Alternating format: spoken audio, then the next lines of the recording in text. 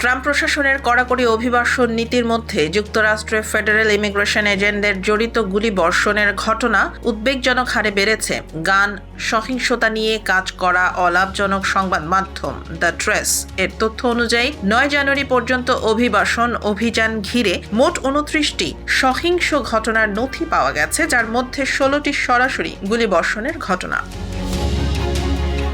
গত জুলাই থেকে শুরু হওয়া এসব ঘটনায় ইমিগ্রেশন এজেন্টদের গুলিতে 4 জন নিহত এবং অন্তত 7 জন আহত হয়েছেন। তবে প্রকৃত সংখ্যা আরও বেশি হতে পারে বলে সতর্ক করেছে দ্য ট্রেস, কারণ সব ঘটনা প্রকাশ্যে আসে না।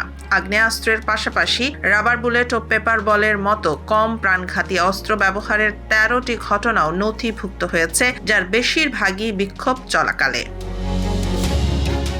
সর্বশেষ মিনিয়াপলিসে এক অভিযানে এক নারী নিহত হন, যাকে স্থানীয় কংগ্রেস সদস্য ইলহান ওমর আইস কার্যক্রমের আইনগত পর্যবেক্ষক বলে উল্লেখ করেন। এর একদিন পর পোর্টল্যান্ডে হাসপাতালের বাইরে আরও 2 জন গুলিবিদ্ধ হন।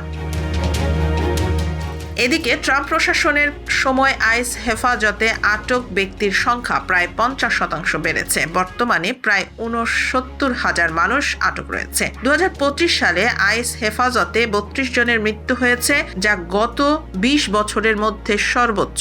মানবাধিকার সংগঠনগুলো বলছে অতিরিক্ত ভিড়, চিকিৎসা অবহেলা ও সহিংসতার কারণেই মৃত্যুর সংখ্যা বেড়েছে।